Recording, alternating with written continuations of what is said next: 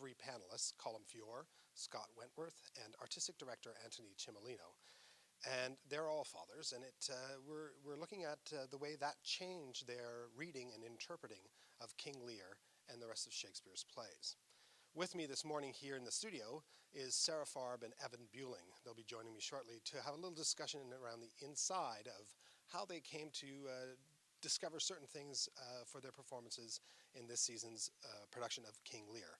So I'd like to just take a moment to thank our two for coming out today and introduce you to Miss Sara Farb. Sara, thank you so much for joining us this morning. We're going to talk a little bit about the idea of reconciliation and betrayal. I think those are two of the bigger themes in Lear. I mean, there's a lot of intricate parts of Lear as it is all put together. But for yourself, being betrayed by your sisters and becoming the reconciliation for not only your character and for Lear, but for kind of the whole world. So the first thing I want to kind of ask you is, why didn't you just say you loved him? I mean, in Act 1, you have a beautiful opportunity. Your father says, and now our joy. You know, so we know how he feels about you, that you're his favorite. And you've heard what your sisters have said. Couldn't you just have pleased the old man and said, yeah, Papa, I love you so much? I definitely could, and then we'd have no play. I just think at that point there's really nothing left to say. If he's asking for a declaration of love, what they've said is already superlative, and my answer would just be, I love you most, and the game is rigged. And I like to think that what makes him love Cordelia most is her insistence upon honesty and the ability for her to call him out on his, his flaws. And this is just sort of a really bad time to be doing that. And his reaction might be a bit knee-jerk. It's certainly not premeditated. I don't think anything in that scene in our version is premeditated. And the utterance of nothing, my lord, is an immediate response that then needs to be backpedaled, and everyone is sort of treading water and avoiding the truth, except for Cordelia, of course. Okay, so let me ask you, in this idea of immediacy, there is that lovely moment where you say nothing. And you've heard your sisters, you've talked to the audience, you've given us your inner thoughts while they're speaking. How does that, for you, the actor, that the building of treachery, what does that do to you as the actor in the middle of that scene, in order to then come with the immediacy of nothing, that purity, because it's almost pure, isn't it? Yeah, it is. It comes from a completely honest place. And watching, it's a tricky subject because, especially Goneril, who's put on the spot immediately, she says what she thinks needs to be said, and what she says is completely valid, but still it smacks of social climbing and status, and I suppose Cordelia can see where this is headed and can't understand why they all won't just say, what are you doing? We all love you the same amount. We get a little bit of that with France, right? In the way that he answers the question, that he would take you without a dowry, without anything, because of what you've said, because of what you speak. And then you disappear, right? Yeah. When you end up coming back into the play, there is that sense of a restoration of order. So we get you coming back in. The hardest thing then to kind of reconcile for, I think, for the audience is that then you die, right? We don't get to see much of you. And so what does that provide for the audience and for Lear? Is it just a device, or is it somehow probing him further into his the idea of reconciling what he's done to you? I think initially that the arrival of Cordelia and our initial reconciliation coaxes him out of his madness and brings him back to a place of peace, and that's a wonderful thing. And I think Cordelia is a necessity in that regard, especially since his fool is gone, and he'd been sort of the stand-in truth teller up until Cordelia's return. And but ultimately, I think that Cordelia must die because good things must pass, and that's the reality of life. Sara, thank you so much for joining us this morning. So much. Happy Father's Day. Thank you very much. I'm going to be joined right now by Evan Buliung. Evan, thank you so much for coming and joining us today. Come right on in. You know, I was thinking when I was prepping for this that Cordelia and Edgar's arc through the play are very, very similar. Differences being that when she disappears into exile, your exile... She keeps all her clothes. Yeah. Your exile is something vastly different in the character of poor Tom.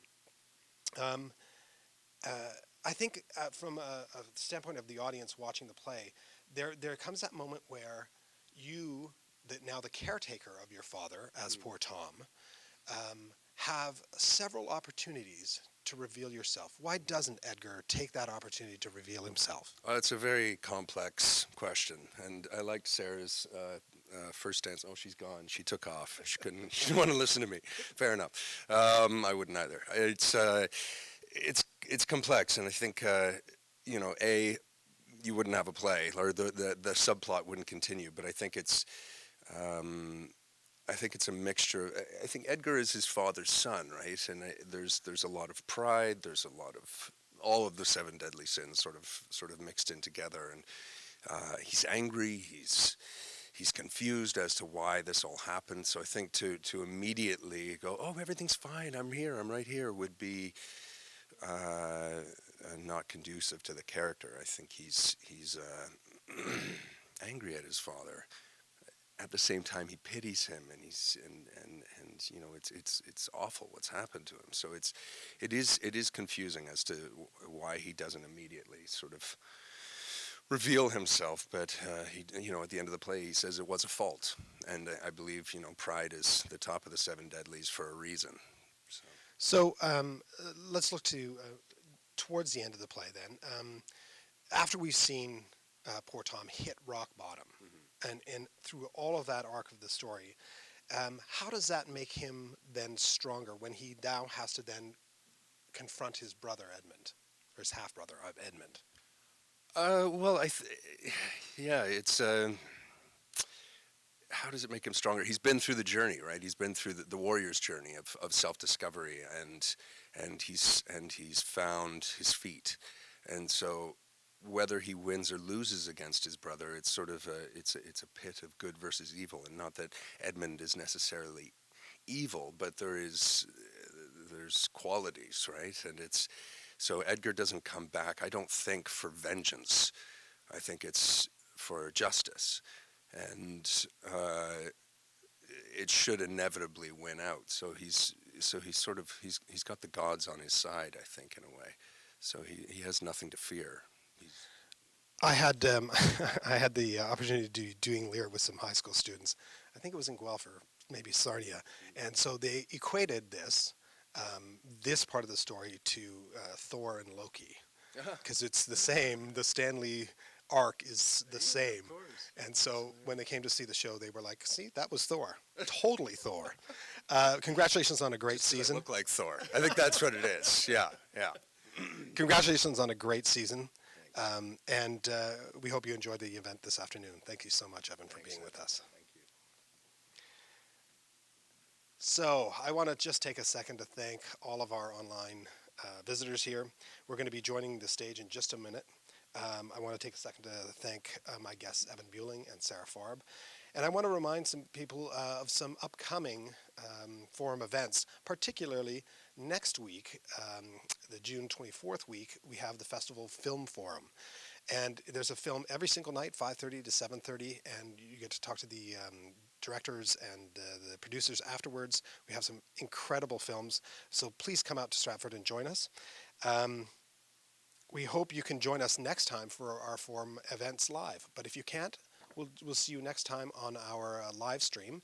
And we hope that you've enjoyed your time here with us in Stratford this morning. We're going to be going to the stage. If you need any more information, please go to this website, www.stratfordfestival.ca. Thank you.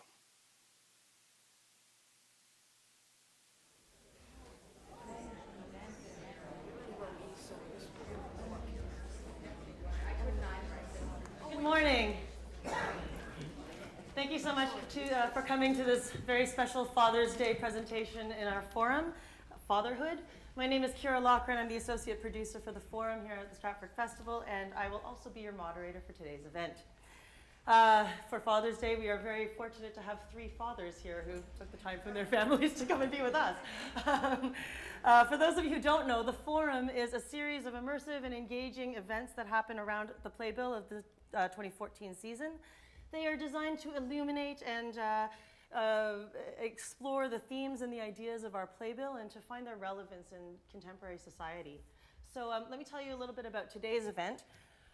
In planning the forum this year, I sat down with all of the directors of our productions and asked them sort of what some of the main themes and ideas, what they were excited about within their plays, and also a bit about the idea of madness and how it related to their show. And we had some really fantastic conversations, out of which a bunch of events were spawned, including this one. So I got to talk to Antoni, and my conversation, as you can imagine, was quite wide-ranging. But one of the things that he started to speak of was the role of fatherhood in Lear, and what kinds of questions that he had about it, given his own experience as a father of 2 and also as a son of aging parents, which I found quite interesting. And then knowing that Colm and Scott were also fathers, I thought it might be a good opportunity to get a bit more up close and personal with these guys. And I was curious about how they might share in Antoni's experience of this theme in the play. And through their generosity in participating today, today's event took shape. You know, it's not often that we get the chance to hear our artists share about their personal lives, so it's with great appreciation that I thank them for being part of this. And also, as some of our most seasoned artists in the company this year, they all have a long and varied history with the play itself, and that will be part of our discussion. So, our speakers this morning, although they likely need no introduction to Stratford audiences, as this event is being live streamed, please indulge me as I give a brief introduction of our guests to our virtual audience around the world. Scott Wentworth is celebrating his 20th season here at the festival since he first graced the stage in 1985 in a very memorable performance as Tom in The Glass Menagerie. He is one of those insanely talented performers. He moves easily from classical theater to contemporary classics to musicals, as evidenced by his portrayal of such diverse roles as Iago in Othello to Skye Masterson in Guys and Dolls. Originally from the States, he's been nominated for a Tony Award and an Olivier Award, though he has dedicated himself largely to the festival and makes his home here with his wife, actor and writer Marian Adler. And last season, of course, he starred as Tevye in Fiddler on the Roof and as Shylock in The Merchant of Venice. And he is playing Gloucester in this season's production of King Lear. Colm Feore is headlining our season this year, playing the title role in King Lear. He, too, has a long history with the festival, this being his 17th season. And apart from Lear, I can't think of too many of the great Shakespearean roles that he hasn't played in that time, from Romeo to Hamlet and Richard III to Iago. And you will also know him, no doubt, from his film work and television work, most recently in The Amazing Spider-Man 2, though perhaps most notably for Canadians, for his work in Bon Cop, Bad Cop, Trudeau, Slings and Arrows, among many others. He is the recipient of multiple awards in the industry, and just this year he was made an Officer of the Order of Canada. So he has a home in Stratford with his wife, director Donna Feore, who of course has directed our current production of Crazy for You. And finally, Antoni Cimolino, as most of you know, is the artistic director of the Stratford Festival and the director of King Lear, and the inspiration behind the whole idea of the forum, and therefore my boss. Though he is only in his second year as his tenure as artistic director, it is his 27th season at the festival, where he first started as an actor in 1988. So his productions here have been some of the most celebrated productions in recent years, including last year's hit, Mary Stuart, as well as The Merchant of Venice and The Grapes of Wrath. And he makes his home here in Stratford with his wife actress, Bridget Wilson, who is in this season's production of King John, Mother Courage, and Christina the Girl King. Please help me welcome Scott and Colm and Antoni.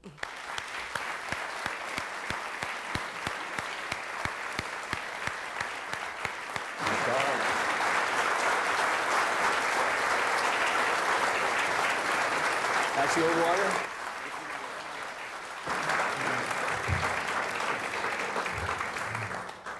So let's talk a little bit about your histories with Lear. Scott, maybe you could start us off. You've actually played Gloucester before. I played Gloucester before. It was in the previous production of King Lear with Brian Bedford directing and starring. Strangely, even though it was only 7 years ago, they made me up to look like an old man with a bald pate, and I looked like Shakespeare. And for some reason, Antoni didn't feel the need to do that. So I think the last 7 years have been taking their toll, as it were. But it's funny. I missed this play as a younger actor. So I'm only encountering it in the older generation. You didn't play any. No. The first production of Lear that when you first played Gloucester was your first production of Yes. it. Right. Yes. Whereas Colm, it was one of your early years, and playing Oswald was one of your. Yeah, I played breakthrough Oswald roles. to Dougie Campbell, or at his memorial, as I said, when Doug played Lear to my Oswald. That was kind of how that went. I played Oswald in '85 and understudied Edmund. Ben Campbell was playing Edmund, so I got to know the play from a couple of different angles. Right, right. But you haven't done it since then? No. Right. And Antoni, have you? I haven't been in it, but I was the assistant director to Richard Bennett when Bill had played it in '96. Right. And was it one of the plays you'd always wanted to do, or is it? Well, I think everybody sees this play, especially as a young actor, through the eyes of Edmund and Edgar. You know, there are parts that are so fantastic, and Oswald, of course. Yeah. and now, of course, now, seeing it's a path to greatness. Yeah. But, you know, so no, naturally you think, but it wasn't. It didn't loom large in my imagination the way, let's say, Hamlet does, right? But as we were working on it, it has such extraordinary beauty at every turn that it stays with you.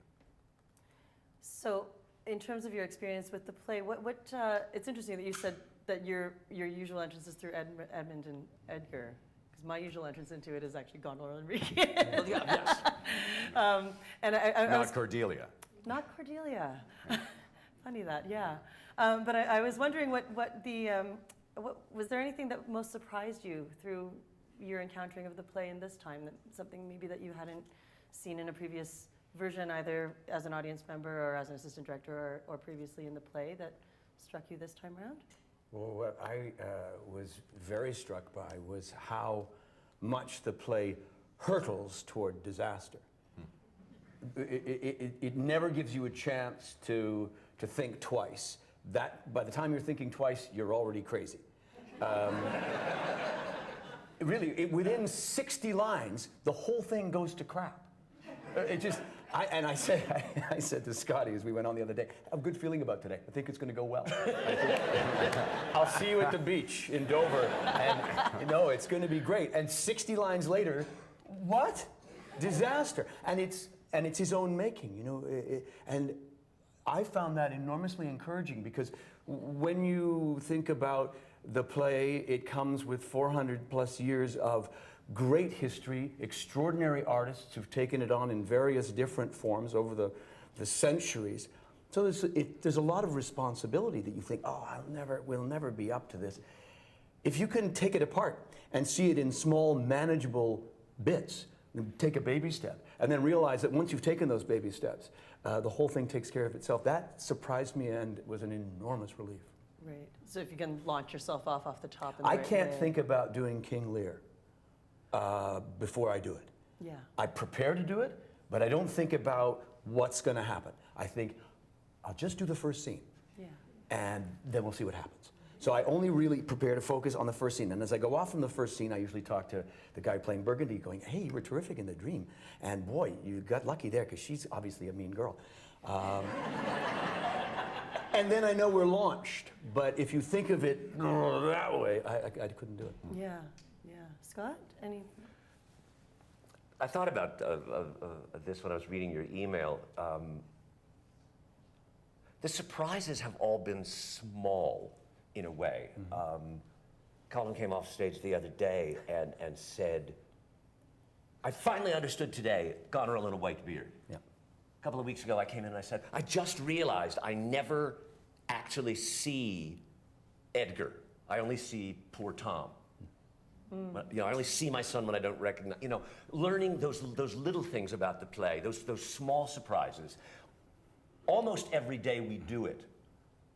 We hear something new, or we discover something new, but it's only a surprise in that it's a new piece of information. I don't think it's the kind of play, because it is so all-encompassing. I don't think it's the kind of play where you go, oh my God, it's about this. And then you go ahead and kind of explore that. You know, you just have to throw yourself at it every day completely honestly. And if it reveals, if you do that, something new will be revealed to you. It may seem, as Colm said, I can't believe I've been doing this play forever. But in the Discovery, I looked at Scott, and he's got black eyes, right? Because his eyes are out, and they're all dry, crusty black blood. And I say, and Goneril with a white beard seems like a non sequitur and slightly crazy, and maybe he is slightly crazy at that point, but it's actually completely legit. If you go back 4, 5, 6 scenes where he says to Regan, no, she looked black upon me. She struck me with her tongue most serpent-like upon the very heart, and her black, fierce eyes. And so, consequently, the next day I went back, okay, I'm gonna that, because that's gonna make sense there. And so all of those sinewy things, those little delicate, nuanced relationships between the word and the action, the word, take shape in a way that only time, I think, will allow. You gotta keep doing it. Yeah.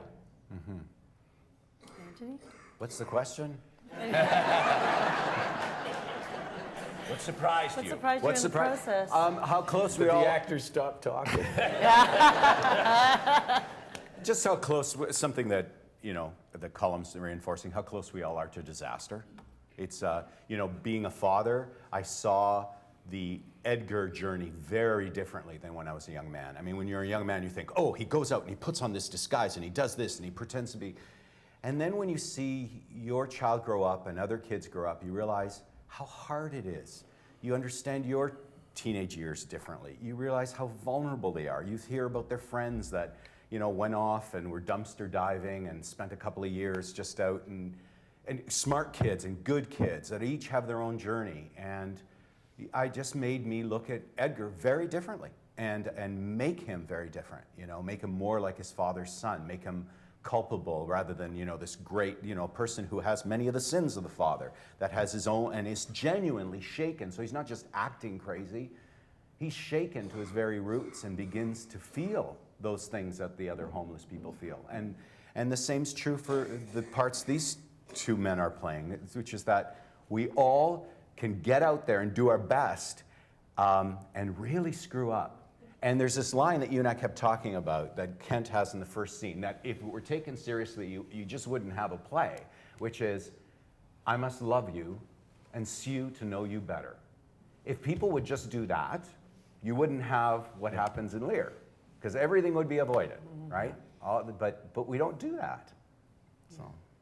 So in terms of that opening scene, Colm, that you're talking about, and today's theme of fatherhood, can you talk a little bit about the relationship with that you've discovered within Goneril and Regan and that piece? Well, we've made a very, I think, useful and actable choice in that he loves them all differently.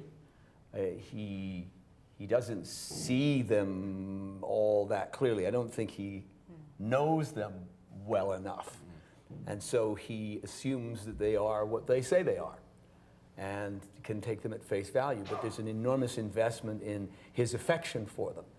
And you can see this in the division of the kingdom. It's a third, a third, a third. He doesn't wait till the end of the speeches to say who gets the best third. He starts giving away these thirds. And Shakespeare reinforces the fact that a third is a third. It's the same as that. It's just as rich and fabulous as hers. So they're all the same. So that you begin to see how his demands are slightly cracked. You know, because he asks these three people to say, how much do you love me? And in exchange, I'll give you something better. But then I say, it's not actually better. It's just a game I'm playing because I want you to say how much you love me. But we chose to have no evil characters. And I find that enormously helpful, that we just allow the affection you can have for people and say, well, you know what, you've got a lot of kids.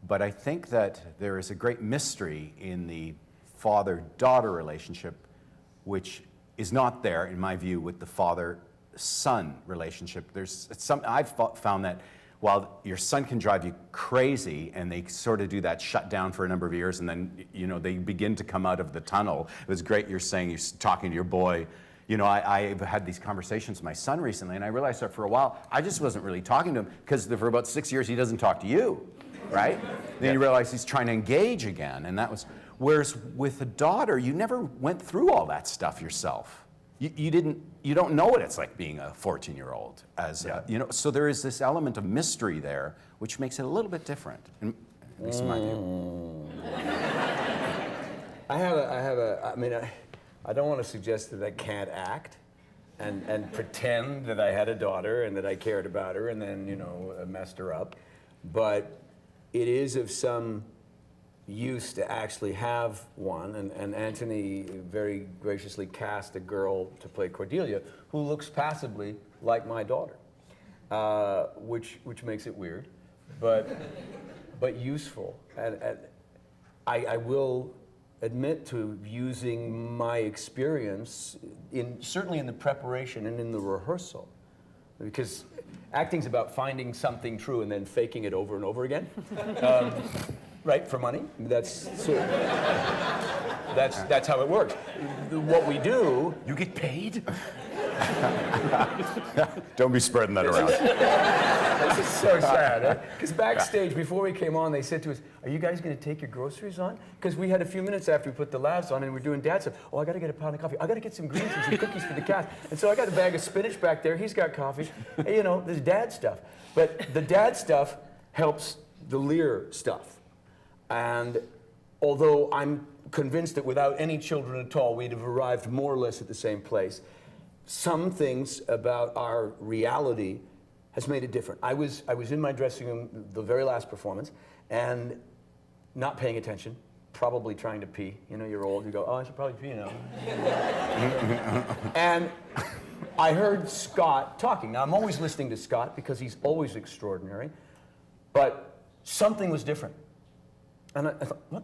And so I stopped doing whatever it was I was doing and came around to where the speaker was, and something engaged my heart. Now, I've heard the play a lot, and I've paid attention a lot, and we try hard every day to be different and alive and nuanced, but something was different. And I was forced to listen, and I just sat down and listened, and it was just stabbingly, simply, honestly real. Now, it's always like that, but there was something different. I couldn't tell what it was. And I said to Scott, when he came on, "Wow, you're amazing. What the hell?" And he'd upped the game, so I thought, well, I've got to be more truthful and real too. And I said, "What's going on?" He said, "Ned's here." And I went, "Oh, what does that mean?" I don't know. Does it mean anything? Does it connect us and root us? But the two of us just sort of went, "Oh, okay, I'll see you at the beach." Yeah. And then when we got to that scene, it was, "Listen, we just show up. It's just a couple of guys trying to tell the truth. One's crazy, one's blind. Let's go." And so it encourages us. Every time my daughter, Anna, makes me crazy, I go, "You're banished." And that's it. No allowance, no nothing. "Oh, Daddy, clink, clink." All right. And, all of this business of forgiveness and understanding, and we deal with it every day. So I suppose some of it comes in and bleeds into the work, and I have to think it's a good thing. Yeah. Could we talk maybe a bit about the absence of mothers in Lear? Why? She's not there. Why talk about her? I think the absence of wives. Scott, why don't you? Because in the opening scene, Gloucester, of course, talks about. He doesn't mention the mother. He mentions the woman who was the other lady he was with, right? It's very interesting. Yes, Gloucester has a bastard son, and yes, he mentions her. Edmund mentions Mrs. Gloucester. Lawful madam's issue, I think he calls his brother. Yeah. One of the amazing things to me about Shakespeare is, of course, he takes a theatrical necessity, which was the fact that in his theater, the women's roles were played by boys, and so obviously had to be trained to recite, to take on these women's roles. They were apprenticed to adult actors and had to, learn how to do stuff. And he took that and made it a kind of asset to the work. The Lost Mothers of Shakespeare is extraordinary, and it echoes in this play and throughout the canon. Rosalind's great line, "Who is your mother?"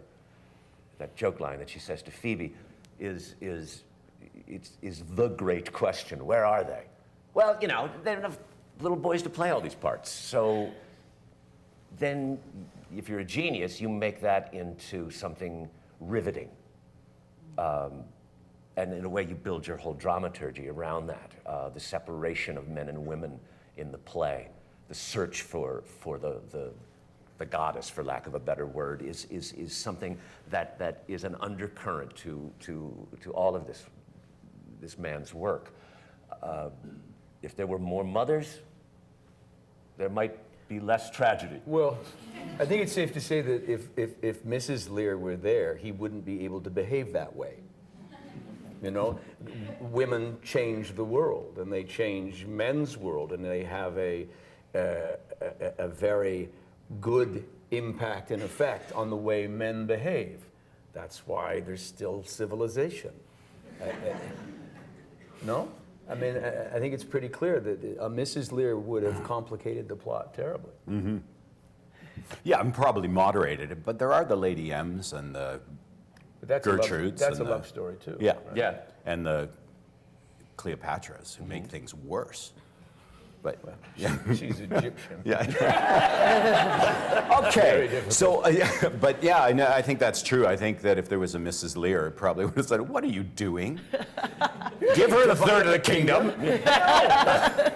I'll be here when you're gone. Yeah. We'll straighten this out later. I'll give it to them. That's right. The estate comes to me. But it is interesting. The first scene is all about a wedding, right? The first scene is about giving away the third daughter. And that's what, because when I kept on thinking, why does this suddenly all fall apart today? Why is this done? It's because he's got to settle up and lose that youngest one, the one that he says he loves most. And that's hard. And so you know how well weddings and funerals go in life, right? Nothing ever bad happens then. And so it's very human. It's from the Persians, which is the earliest play we have, through to now, all great tragedies center on families, right? Because it's the one unit we know something about, right? So you can hang great ideas, great politics, all sorts of things on the family unit. So going to this idea of favorites, in terms of those who have multiple children, and how does that play for, or do you have a favorite? I do. Yes. No, not favorite. Well, I only have two. You've got three. I mean, it's like you love them differently. I suppose if you had 8, you start looking at them all differently. I don't know. Yeah, they're obviously very different people, and as you say, the boys are. I have 2 boys and a girl, and the boys are, bye and hug, and it's good, and I think they clearly got that from me, so I'm gonna step it up and go, hey, come on. Where the girl, you can pat her on the head and you can embrace her, and it's a little bit more fluid. Luckily, she has a very, very good relationship with her mother, and is in fact a clone of her mother, which makes it rather difficult for me because there's now 2 of them. They were lying on the bed together, sort of lounging, doing something on an iPad, and I heard the voice say, "Is my dinner ready?" And I couldn't tell which one had said it. And wow, this is just weird.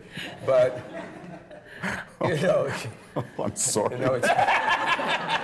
No, but they're just going to take everything. It's all good. I have nothing, and I don't need anything. But I will say that there is a slightly more playful relationship with my daughter because she knows what she can do and what she can get away with. And, you know, when I have to be firm, she sort of goes, yeah, that's nice, Dad, sure, go ahead. Did Mom give you the card to read who will be at the party? Is anybody driving, right? With the boys, I just say, you must read the instruction on the box of condoms. That's as much help as I can get. Please, don't do anything dumb, you know, it's...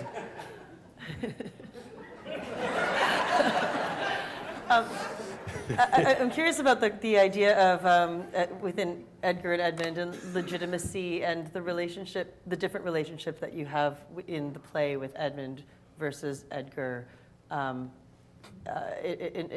terms of his generosity in taking Edmund in, and his immediate trust of that child, despite a sort of lack of personal history with that. And yeah, well, you know, there was a tradition from the Middle Ages on through the 19th century, early 19th century, of bastards in aristocratic families being acknowledged and supported. Gloucester's relationship with his two boys is similar, you know, he articulates it. He didn't see them. And I always take that to mean that he didn't see them as who, not like who they were, like, oh, that's the good one, that's the bad one, because I don't think it's that simple. That he saw them only as extensions of himself. So you know, it's the journey that a parent has to make, and it may be particularly acute with fathers and sons. It's easy to see them as extensions of yourself because they look like you, they talk like you. They infuriate you because you see yourself in them. They become mirrors of you, and so it's difficult to make that separation. They need to make that separation, so they push back. I mean, what you were saying before, Antoni, you know, there was a 4 or 5 year period. I mean, it's still going on a certain level. I'm hoping that I'm seeing light at the end of the tunnel, where I never had a conversation with Ned. It was more like an interrogation or an interview. You know, it wasn't necessarily hostile, but it was like, you know, how was your day? Good. What did you do? Usual. You're not being very entertaining. Come on, you know, whatever. Now more of it's coming back. He's feeling more independent. But that's the journey that Gloucester gets to take with Edgar, partly because he doesn't know it's Edgar. Edgar contrives this little play, this little theater, where they can get to know each other through the use of the imagination. I don't. You're a crazy person who I met in a storm. You're a blind guy, and let's just get to know each other, and they do. And you know, it's a metaphoric theater, so one has one's ears pricked up, and that's the journey that parents have to go on. You know, you have to meet your children, you know, every day, but certainly as adults, and it is a madman leading the blind. It is that kind of journey. You know where you want to get to. You want to get to Dover. But maybe you don't. You think you're going up a hill, but you're actually not going up a hill. You find things. He says, if I could see him in my touch, it's people striving for how you gain knowledge of each other. And so much of what Shakespeare writes about, especially about families, is learning to appreciate one another. You know, because the journey in Lear, of course, is from one where so much is taken for granted, and so much is punished when, you know, expectations aren't met. And the young people feel like, you know, these people have been here forever, my parents, and they are unreasonable, and they are making demands, and I'm always disappointing them, and they're irrational, and all of which may be true. And on the parents, on the other hand, have expectations. And then by the end of the play, if I could just, I feel him, you know, in my touch, the question of feeling comes up. And then And what happens is that some of the children never appreciate their parents or each other. Two of them, Edgar and Cordelia, actually realize what they did wrong, and the parents realize what they did wrong and come to an understanding. And I think that's the point of the play, is to somehow get to the point of appreciating. You know, when Lear says, we'll just go to prison, but we'll have each other, and everything will be fine, because we'll have each other. That realization that it's not about how smart they are, what their grades are, what they do, it's just that they're there, and they're there with you, and in love, right? And that's the journey of the play. It gets us to a very simple place you think we all would know. But the harrowing journey is the joy of it. Yeah. Antoni, you were just alluding there to dealing with the aging parent, Yes. and so maybe we could look at that. Are your parents still your parents? No, are, no. Bridget's No, my in-laws parents are- passed away when they were quite relatively young, in their 60s, so I never had that. But Bridget has a mom who's yeah. older. But there were two things. I found myself watching this play in London, and this was just after Pete had died, Peter Donaldson, and he had played both Kent and Gloucester here, and Kent and Edgar. And his voice was in my ears, and as I watched this, I found myself very moved watching Gloucester and Edgar. And that was a new experience for me, because I realized I was at the other end of a journey, that I was now the parent, you know, feeling how you can misjudge your child. You can say some pretty nasty, horrible things without realizing it, and we all do this. We all screw up. That was one thing. The other thing I felt as I've gotten older is how the women, Goneril and Regan, are, you know, with aging parents, it's a no-win situation, right? There is no way to say you can't drive anymore, or you have, you know. And they are faced with a person who was used to power, was always, never knew himself. The best of his time hath been but rash. And I'm talking about the character now. Just so you know. So why, in my view, are they often in productions, you know, seem to be wicked off the top? Now, they get to do some pretty horrible things. But we have a world with people who get to do some pretty horrible things, and they don't all start off as psychopaths, right? Things happen. One step leads to another. You see things from your perspective. The play, if it is about anything, is about the hardening of hearts. Is there any cause in nature that makes these hard hearts? So the loss of empathy for another human being, which is then followed by demonization of that other person, can pretty much lead to anything. And human history proves that over and over and over again. So I felt very strongly that those two women should not be villains from the outside. They're all of us, faced with a really difficult series of decisions with a parent. And believe me, after a while, and it all hinges on that relationship, doesn't it? I mean, you know, as much as you want to think everything's fine, if your mother treated you terribly for years and years and years, it's hard to just forget that. And at some point, you know, if you live long enough, you're at another person's mercy. And they're very direct with him. Both Goneril and Regan try to be very clear. Oh, sir, you're old. As if that was, you know, an explanation, and that would justify how they were going to treat him. You're old, therefore you should A, B, or C. You should behave yourself, you should be wise, you should stop messing about and pretending that you have power and authority and that you can do whatever you like. You can't, because you're old. And it's our turn now. There's a very quick passage where I say, listen, I gave you all. And Regan says, yeah, and in good time. So tick, tick, buddy. And so, you know, it's all about who's ripe when, and what is the role of the aging parent. As, you know, do you, and the reason I said I would have done it younger, Shakespeare is so, it seems to me, effective in this. It's a very vigorous play. It's rigorous. It's hard to do. But it's all about the lesson at the end. There's not much. I said, would you want to see my dad standing around talking for 3 hours? Not a chance. Even from here to the chair, it'd take an hour and a half. And he's fast. It's great. But he then might stop and think,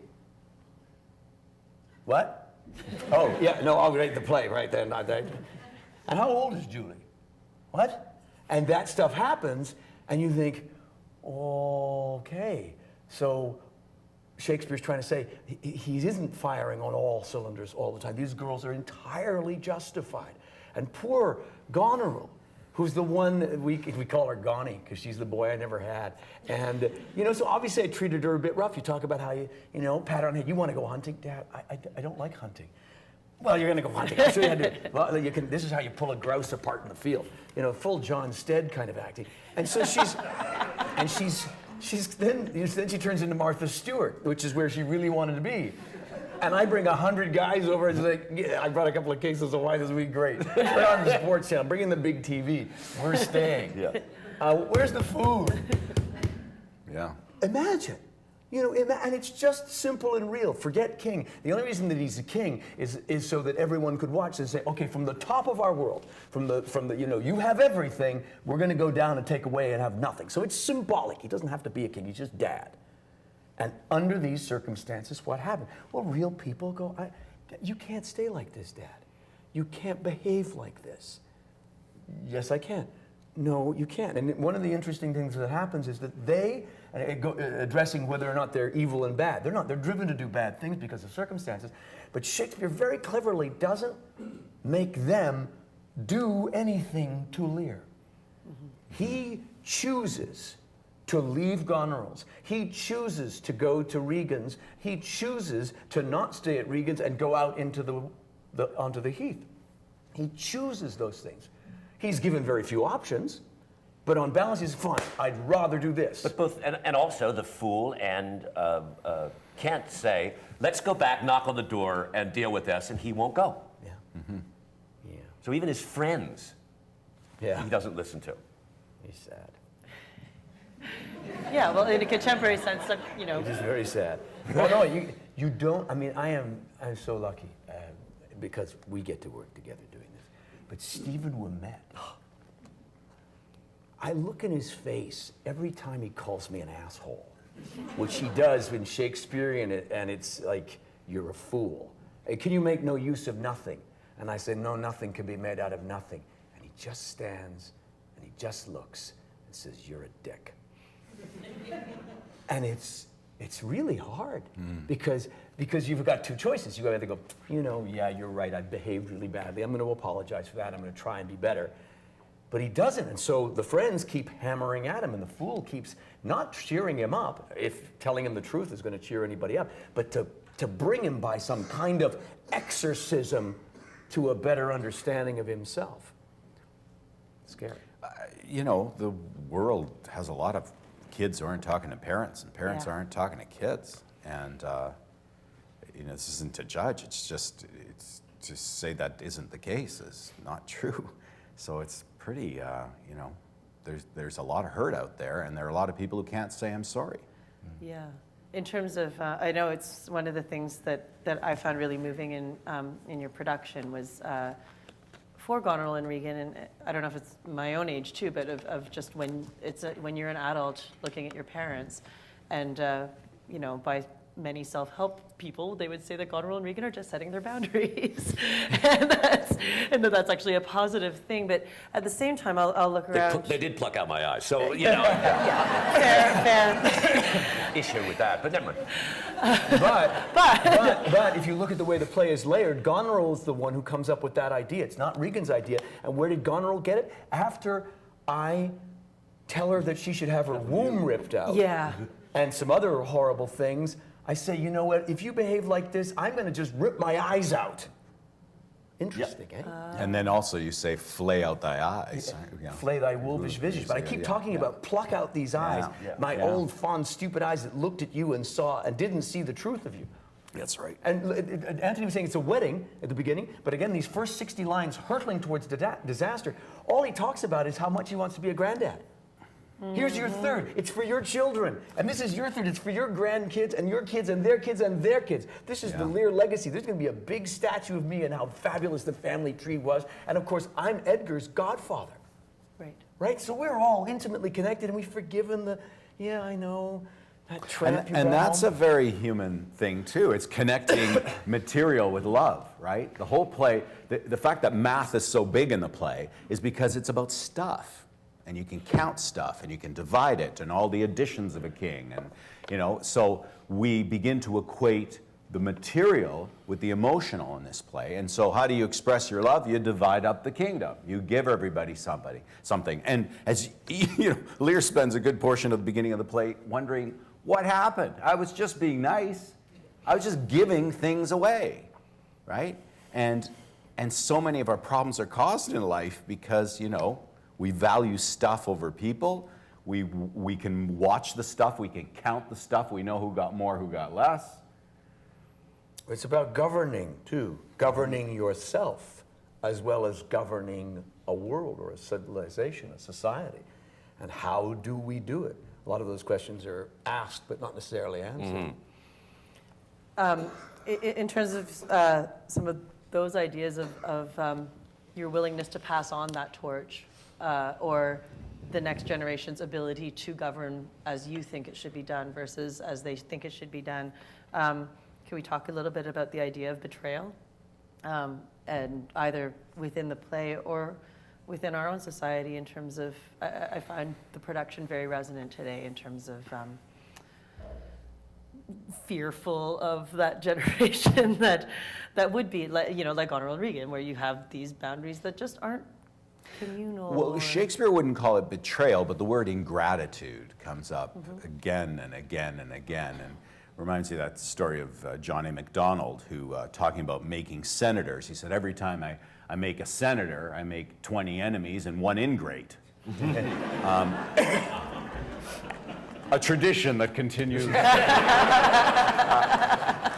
So you can call it betrayal, and maybe Lear would look at it as betrayal, but it's also ingratitude. I gave you all. Monster ingratitude. And so people don't think about all the baggage they put on the gift, all the conditions on the gift. They don't think about all the other treatment that was doled out. All they focus on is their own particular act of generosity, and therefore there's a deep sense of wrong when that other person isn't thankful. Never mind all the other stuff that went, all the other behavior. They're focused on that, It becomes a commodity, like you were talking about before. I gave you this, therefore you owe me gratitude. So gratitude itself becomes. And it's seen, right? You can see the third of the kingdom. What you can't count out is every morning when you said something horrible first thing in the day, or that, And Shakespeare's unapologetically savage about what he says. I say unspeakable things to Goneril. Yeah. And then say, okay, I guess I'll go with you. You're better than she is. Because on balance, You're not as you're good. like Yeah. twice what she is, which is scandalously blind to how people might actually feel. Yeah. The idea of ingratitude and betrayal, Lear believes, as all of us who get to a certain age believe, look, we've invested in you, we've brought you as far, and I'm thinking of retiring. I was rather hoping that would be a nice thing in maybe the south of France with a glass of pink wine and my lovely French princess queen and my French-English grandchildren running about. And he has a vision of a wonderful utopian retirement that is no pains. He talks about shaking off the cares and the business of age because he's old and can't handle the responsibility and wants just... and wants to then see, look at what I did. I did good, and they should be grateful. But in fact, he did bad, and they're not. Right. And so on our own society today, how do you said you think that in some ways you should have played the play earlier because it is so vigorous, and perhaps we could argue that life is vigorous, our current society is vigorous. Do you see in the younger generation today, whether through your own children or just the world that they're living in, that they're ready to take on those responsibilities? How do you think we're doing? Oh. I don't know. We're in a unique place right now. I think we're seeing this play a lot being performed because the baby boomers both have grown-up kids, often in their basements, and parents that are getting new knees at the age of 90 and aren't about to stop, right? So we see this play in a way that other generations haven't. Other generations either saw it as a young person or saw it as an older person. We're getting Dolby, right? We're getting like the stereo. So I'm going to punt over to Scott now on answering. This is dangerous because, you know, we could easily launch into old fogey mode. These kittens don't know about anything. It's very interesting playing Gloucester 7 or 8 years ago, whenever it was, with an 11-year-old or a 12-year-old than with a 19 about to be 20 in October. Certainly, as Colm was alluding to before, Ned is always very close to me when I'm thinking about Gloucester. It's hard, you know, you find yourself literally saying things. I have a son, sir, and you're like, I actually do. You know, it's rare that one gets to literally tell the truth in a fiction. So you know, he's always kind of around my head, my thinking about the play. But I had to make up a lot of stuff when he was, you know, Harry Potter, you know, when he was 11, and I was playing Gloucester. I had to imagine what it would be like if he did this, that, and the other thing. Right. And, you know, now that, you know, he's a grown-up and one navigates certain, you know, minor betrayals, whether it's, oh, that's the choice you made. You actually got that piercing. Your grandmother, I'm looking right at the camera, your grandmother gave you the money and a tattoo is what you did with it. Interesting, interesting. I'm sure she'll be pleased. Yeah, but they're independent, right? Well, and that's so, the you know, thing. I have a son Yeah. who smokes, and I'm not happy about that, and Yeah. I've never been happy about that, Yeah. and I'm just outraged. And, you know, the last thing my mother said to me as she died was, take care of that boy. Yeah. And I feel a profound sense of, he knows that. Yeah. I point it out to him regularly. And so I feel like, you know, I love him, but I wish he'd stop smoking, and I can't help but take that personally. Oh yeah, you know, And I'm and there are worried all about him. sorts of, you know, he's not trying to, you know, sell my house out from under me. It's certainly not on a scale that Gloucester has to deal with. But you know, there are tiny breaches of faith and trust and things that happen, and I'm sure from his side as well he would say that. Yeah. So it's a thing about, you know, getting back to the socialists, the younger generation. I mean, I said to him, you know, not too long ago, I'm not sure that we were good parents to you on all levels. You know, we did the best we could, but my childhood was very different than yours. You know, I had Depression-era parents. It wasn't that they were stricter necessarily, but you know, I said, you grew up, anything you did, we said, good job. You're fabulous. You could do anything. And now you're a young man, you're about to go out into the world, and not everybody's going to say, good job, when you know, just draw a circle and hand that in as an art project or whatever. You know, it's not everybody's going to do that. And so when I still, you know, I don't know that we've always done, you know, the best for our collective kids, people of my age. I don't know. We did the best we could. It seemed better to praise them than to constantly criticize them, but maybe that's not ultimately a good thing in every way, so they're going to have their own rocky journey. I think that if I can make a blanket statement, a lot of the younger people I'm meeting around Ned's age, a little bit older, seem to have issues with entitlement that I think is worthy of a larger discourse.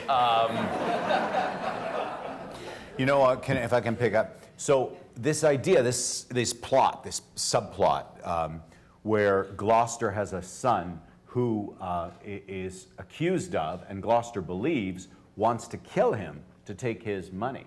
And you know, I've been in a past where, you know, it's just hard for people to believe. As actors go, come on, really? Really? And I was in Washington at the Folger Library at the Rare Books Room in March, and I was looking at this contract. It's an indentured contract, which means they cut it a certain way. There's two pieces of it. The way it's cut and fits back together means it's one piece of paper. One is in England, the other part of it is in Washington. And this contract was for the sale of the new place, the house that Shakespeare bought. He bought it at a bargain price. And you know why? Because the person who owned it was killed by their son, who wanted to get the money, and was hung for parricide. Right? So Shakespeare, in his own life, about 5 years before he wrote this play, was actually redecorating and benefiting from the fact that he'd gotten a house at an incredibly low price because of the very situation that he's writing about here.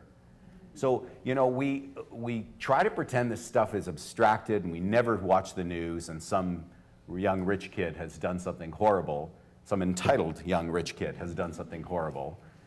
It happens all the time. It's part of being human. We're trying to be sure that they're fully baked before we send them out. And things are a little peculiar at our house. I don't know if they'll end up succeeding. We don't care what they do or, in fact, how they do it, as long as they're doing something that engages them and that they're not calling us for money. I used to, and I still do, rate my success as an actor based on how long ago it was I asked my dad for dough. You know, so if it was a long time ago, I think, well, it's still going pretty well.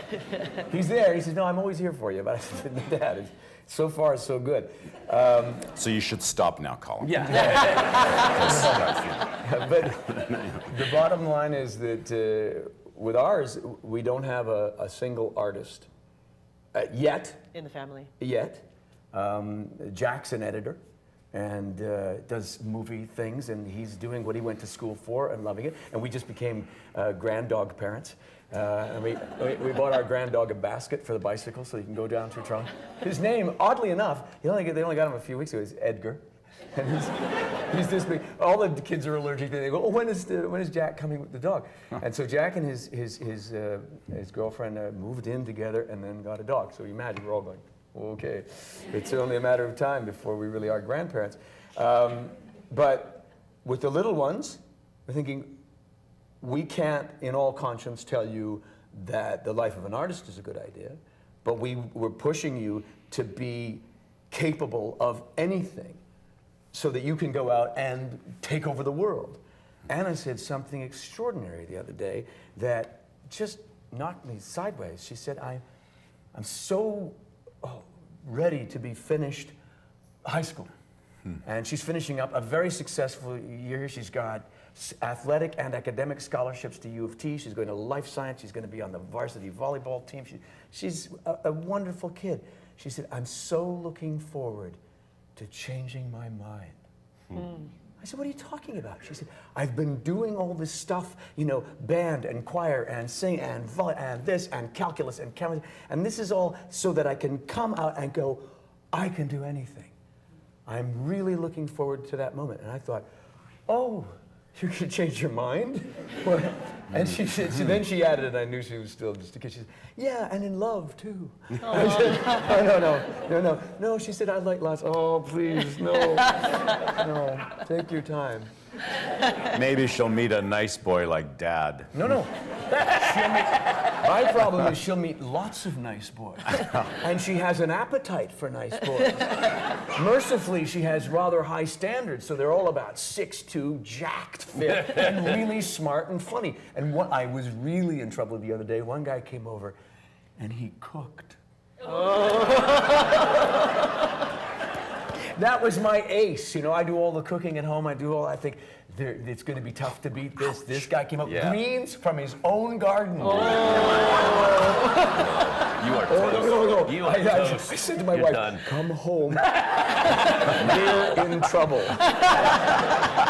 I don't want this to be the summer of love, if you know what I mean.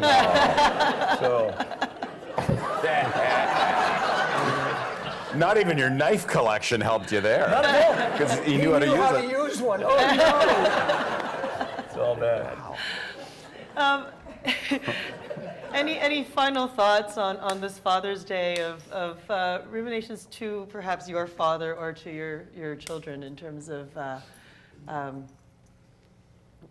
along the lines of how they're doing or how you're feeling?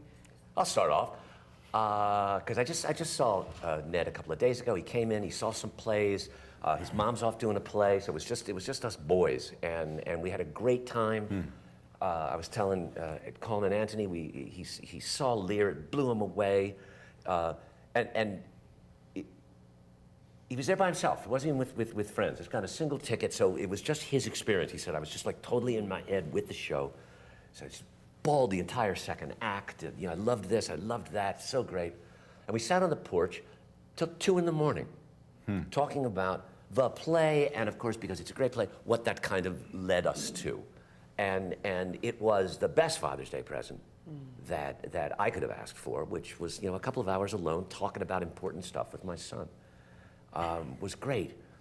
It's funny because we're talking before about an actor. We use ourselves and playing a guy who has a son, and I have a son, and what does that feel like, and all methody and stuff. But at Stratford, we have these sayings that go around, and Michael Lang would say, it takes 10 years to make a classical actor.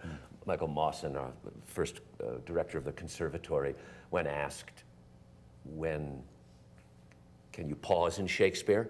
His answer was, not until you're 50. And I think what both of them are getting at is yes, one needs the experience of doing the plays, one needs the technical facility that repetition and familiarity brings you, but you also need life experience. And the experience of being a parent is certainly the most complicated thing that I've ever done, that Marion and I, my wife and I, have ever done together. And that makes so much stuff available to you in your real life and of course in your creative life, which is a part of one's real life. That it's not simply, I think of Ned doing, being bad when he was 4. When I think of this, it's more complicated than that. It's that suddenly there, not suddenly, there is at the center of your life a vast network of complicated interreactions and experiences that allow a play like Lear to speak to you on more levels. We're certainly, because my dad was here for the opening, all the kids were here. And it was an enormously special evening. And it was a big sort of thing in our house because Monday and Tuesday of the opening week, we did Lear on Monday, and on Tuesday, my wife's show, Crazy Few, opened. And so everybody was still here for that. And we just thought, wow, in 3.5 months from these 2 chairs in our living room, King Lear and Crazy Few have come, and the kids got to school, and everything went on normal life. The bills were paid, and Granddad and company came in, and we thought, well, we have an awful lot to be grateful for, right, and we have a lot to share, and we've got to really embrace that and enjoy each other and love each other and support each other. And so now, what's happened is it's maybe gone a little too far. I will say, Donna, this is amazing. I've just seen you. It's just terrific. She said, I know. I'm awesome, right? Anna does this. Anna, that was amazing. 96 in chemistry. I know. I'm awesome. And so it's celebrating our awesomeness and each other, and knowing that this is it. This is as good as it gets. This is the material we have for happiness ourselves, and so waste no moment.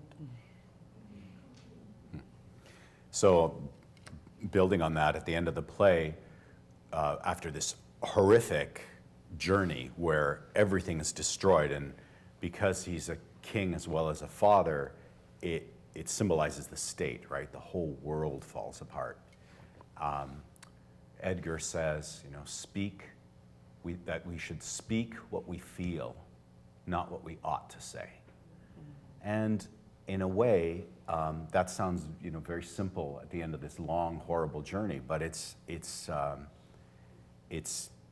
all that Shakespeare can take out of this. Is, you know, there's no detailed advice about how to live, except just to say what's in your gut. Say it if you mean it, and be honest and frank. And that's actually what I've asked the actors to do as well. I mean, Scott's talking about life experience, and this play's huge, but as Colm was saying, it's about a father. It's about family. And it's about a non-ending. Right. What you were saying in guiding us at the end, Antoni said, look, you have to be confident enough to give us Shakespeare's non-ending ending. And just let it sit. And I remember you saying, listen, in 10 minutes, somebody's going to, oh, okay, what do we do with the bodies? And what about the state? Who's going to go? You're going to get moving, but not now. Now it's just reflecting. Now it's just have a look at what did this cost? Everything. And so the vulnerability, the honesty, that's why these people are great artists, is that they're able to tell the truth. It's that simple. Strip away and go places that most of us don't want to go, don't want to reveal, don't want to experience, and certainly don't want to share with 1,800 people. So thanks for doing that. You're here. We'll open it up to your questions now. Because we're live streaming, my colleague Liz will have a microphone in the house to take your questions so that our virtual audience can partake. Maybe we'll start over here, yeah? A couple of things. First of all, about the ending where it is saying we have to be honest with our feelings, and yet initially Cordelia in the beginning is saying to her father, I cannot put my feelings on my tongue. So, you know, I think Shakespeare challenges us to recognize that and, you know, make sure that we understand that everything people say isn't necessarily true, but sometimes they can't say what is true. But the other thing is, I'm a fairly sympathetic person. I'm in old age right now, and I would say that Lear is someone who annoys me. He first of all decides he's going to split the property based on the feelings that are said for him in front of the court. Why didn't he do that in private? That's one. He's annoying. But that's one question, right? Why? And I think some of that is related to his sense of entitlement all through his life, perhaps. And but you know, he does make me frustrated, because it's like anyone who might be sick in old age. Where along the line do we have to take responsibility for who we are and what we become? Are we reflective enough? Do we listen to our children enough? My children criticize me all the time. I think it's, you know, I might react not pleasantly initially, but I think about it. And then I'll go back to them and say, you know what, you're right, darn it. And so I want to know, first of all, where it is that you think Lear might take responsibility for the person he's become. And secondly, you know, that sort of irony of Cordelia saying, you know, we really, I can't really put my feelings on my tongue. Well, Shakespeare mistrusted words. I mean, the people who really talk well in his plays are usually horrible liars, right?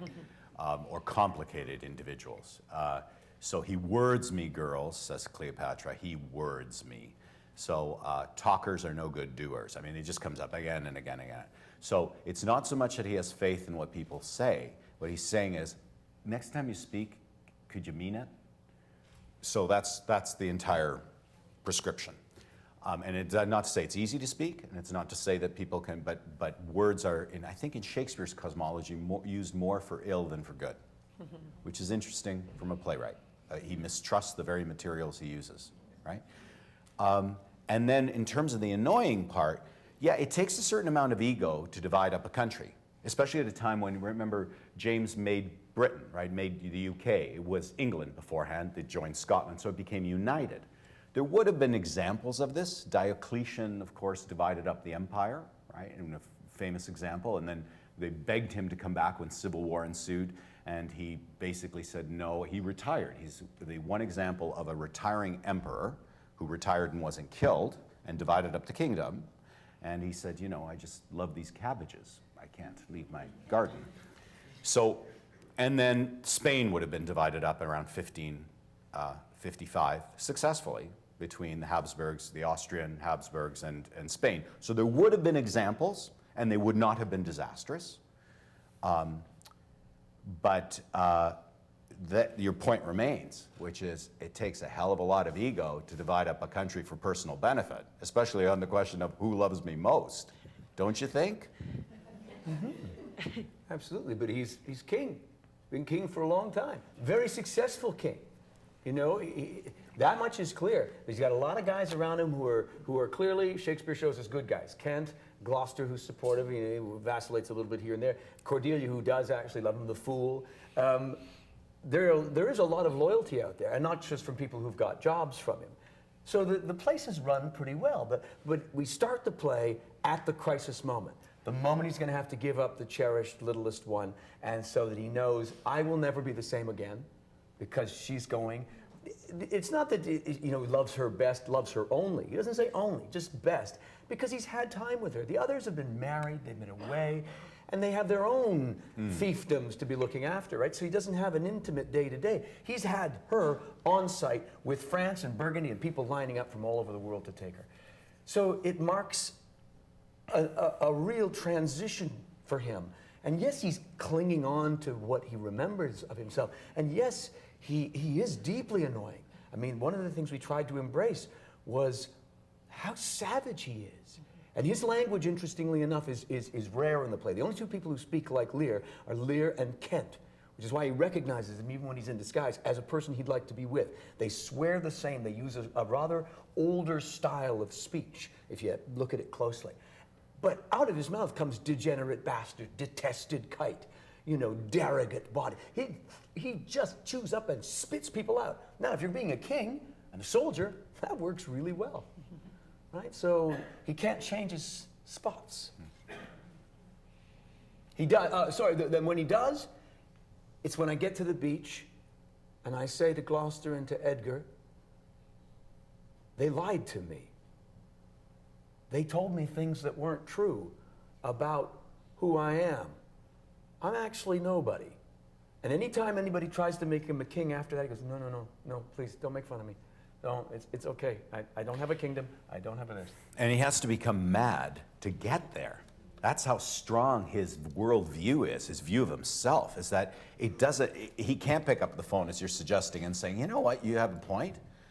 He has to become mad in order to suffer and repeat in his mind, ruminate over and over what a fool he was, how wrong he was, how, you know, and he gets to the point of that realization. And, you know, they say, for instance, that people who ruminate a lot, who go over things time and again, have a very high level of heart attacks and stuff. There are implications to our inability to be flexible and to live in the world, right? We break. You either break and die, or you change. And he changes, but after a lot of pain. We'll take another question. I will get over to you. With your theme this summer of madness and insanity, and partly influenced through the Romantic poets, towards the end, of course, when Lear is only when he's mad does he see clearly. And that final howling scene when he comes back on stage with Cordelia in his arms, I mean, it's just heartbreaking. Is that one of the greatest tragic scenes ever written? What is it? Who is it called? The most terrifying 5 minutes in English literature.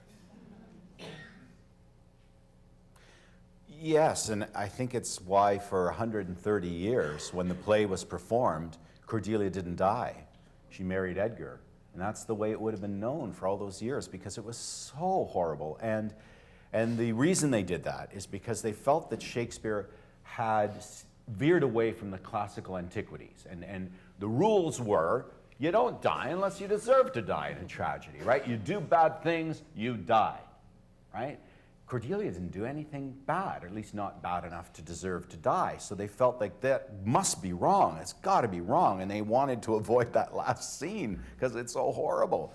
But I think Shakespeare knew something about life that I think most of us would be able to say we can cite some examples of. Is that just terrible, stupid, random, horrible things happen when you really don't need them to.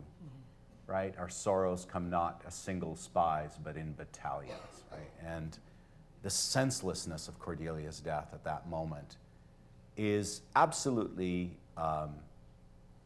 in defiance of the classical antiquities, and yet, on some level, isn't it right? Doesn't it speak to our experience of, life at its worst? Yeah.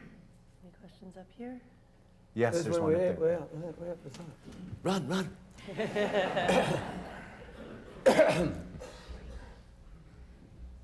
Hi. You haven't referred to the question mark around dementia, but it seems to me when I looked at the play that this is a fairly contemporary kind of scenario. A man is aging. His nest is about to empty, with his youngest child leaving to be married. And he's giving up his power because he realizes that his powers are failing. In other words, everything starts to fall apart for him simply because of the place he's at in his journey. Physically and emotionally, cognitively, in every which way, which is a very common thing to have happen. He was obviously an elderly father, or somewhat older father. And then you look at the two daughters that couldn't cope with the demands that he placed on them, in particular those 100 nights. And I really appreciated the fact, Antoni, that you had Goneril and Regan played rather sympathetically. When I went to the play, I expected to hate them like the stepsisters in Cinderella, and I didn't. I felt very sympathetic towards them. So I think, we've talked a lot about relationships with our sons and daughters, but there's also this big question about relationships with our fathers and our elderly and aging parents. Yes. And that's very much part of the boomer, the sandwich thingy. And you're raising a really interesting question we talked about a lot in rehearsals, is how much to reveal the fact that Lear is not what he had been, right? Because if you make him too dotty off the top, and there are actors who forget, which one's Albany and which one's Cornwall, and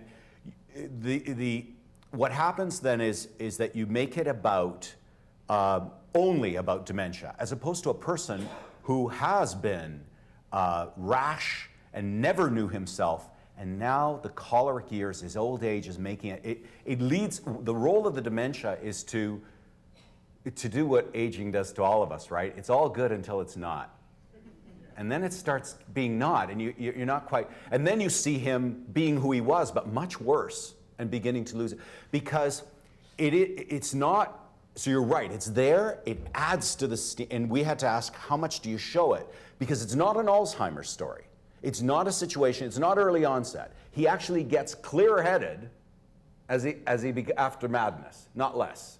Do you know what I mean? He actually comes to himself and says things, I'm old and foolish, things that are so clear-headed and very there, but there's no denying that he is experiencing dementia.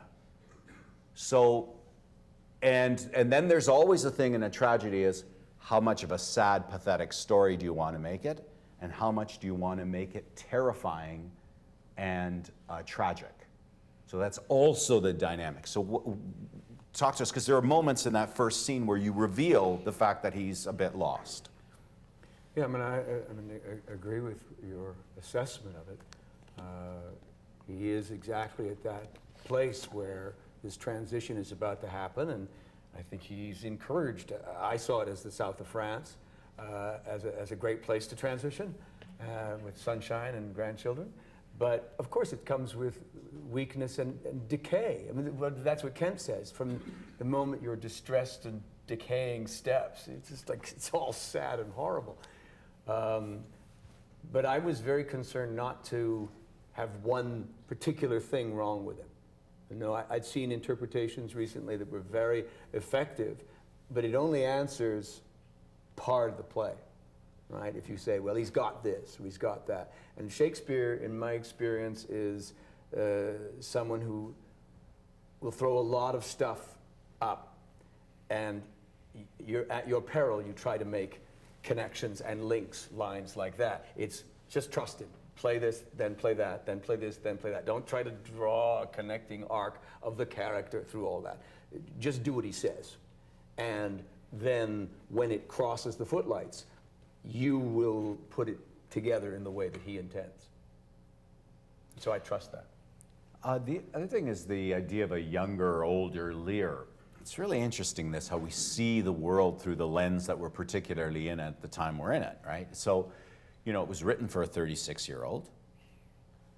We would have not often had an older Lear. It's a phenomenon that, you know, Bill Hutt played it a number of times when he was way too young. Colicos, when we first did it here, was way too young. Michael Langham invited Len Cariou to the Guthrie and changed the play he was doing and said, you're going to play Lear. And like, Len was barely 40. We got lucky with Plummer, Hutt, Bedford, that they were able to play so long into their careers. But that's a function of modern world. Mm-hmm. It's not what we would have experienced up till even about 40 years ago. And plastic parts. And plastic parts. Yeah. And then the irony, the irony with all three of them, and I love them all dearly, dearly, but they all acted old. Yeah, you know what I mean? You're 80, you can let that part go. You don't. That's the one part you have covered. You know, but that's not the way an actor works. An actor acts the part, whether they're 50 or they're 80. They act the part, and if the part is supposed to be old, that's what they act, right? So. I think it's interesting, though, within your production that I've seen too of the idea of retirement when you're a certain age, and that being a shift, like a lifestyle shift, regardless of your mental health, perhaps to some degree. Like it opens the possibility of that, because I think that's also something that's kind of closing off to the current generation now, because no one thinks they're going to be able to afford to retire at 65. But the generation now has planned for that, right? And has looked for the point when they can stop working and go into this. Well, the entire idea of retirement is antiquated on some level, because, like, you know, if you want to do something really bad for you, in most cases, retire. Like, it takes a lot of skill to retire well. Some people are able to do it and do it really well, and others, it's like, you know, the bookseller for university professors, you know, he said, yeah, they come in here, they sell all their books once they've retired, and they're back about 6 months later buying all their books back. You know, it's tough for us to do that, and maybe we shouldn't, you know. Maybe Lear needed to just hold on till he was gone. With the miracles of medicine. That's right. But, I don't know, he listened to the Pope. We've got time for a few more questions, I think. Up there, Liz?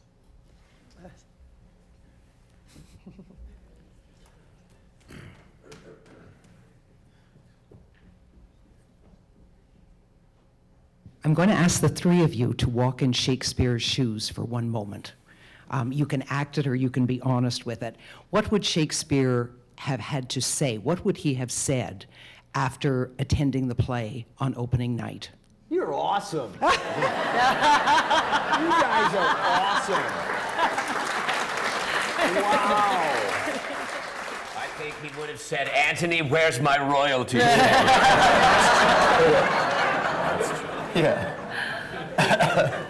I hope he would have said, good job. But I don't know. I mean, I think he'd be shocked, absolutely shocked that he was being played 400 years I mean, this stuff, I mean, look, there was no, there weren't even theaters until about 30 years before this play was written, 20, 30 years before this was put in. The plays changed so much in that time. They were considered amusements, like wouldn't even be allowed within the city limits. The fact that it was being taken seriously at all would have shocked him. The fact that he was published, he was published in little like comic book forms during his lifetime. The fact that he was given a proper publishing by his friends and fellow players, who probably did it for entirely commercial reasons because the plays were being pirated and sold. So his fellow players probably said, hey, well, let's at least get some money out of this and do it right. But I think, and half of those plays weren't available to us. Of the 3618, if we didn't have the folio, we wouldn't have them. It was only because of the arrogance of his fellow playwright and protege, Ben Jonson, that we have a folio at all, because Ben published his own works, he called them, and everybody else made fun of him. Other playwrights have plays, he has works. and because Ben Jonson did it, they did it for Shakespeare. It's a total series of real flukes. What if Shakespeare hadn't been born at that time when the theater had taken off? What if the theater provided at a time when the pulpit was frozen for 70 years, you couldn't change sermons, right? Elizabeth did not allow the sermons to change. Every week they'd be the same as they were when her brother was in charge, because she was terrified of religion, and politics couldn't be discussed. In the theater, you could discuss everything as long as you didn't make it overt. And this play is a case in point. This play is, he would have gone so to jail if he had set this play in modern times, but he talks about social injustice. He talks about politicians, get thee glass eyes and like a scurvy politician seem to see the things you do not, He discusses the monarchy, everything, and he sets it at the earliest time of any play he wrote. 800 years before Christ. So in other words, this is way before the Greek plays, way before the Roman plays. To keep out of jail, right, chooses the story. So I think he would be gobsmacked to see all these festivals dedicated to his work. Just gobsmacked. And then if he said good job, that'd be good. Yeah. By storm. By storm, yeah. Well, I like the storm. Storm was great. I think that's all the time that we have. I'm going to have to wrap it up. Thank you so much for being so generous and candid in sharing your process and your thoughts about the play and being a father. And congratulations. Happy Father's Day to all three of you. Yeah, thank you. Thanks for coming.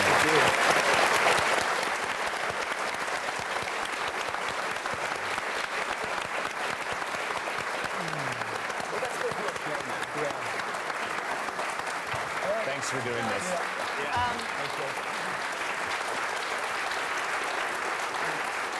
Thank you for doing it.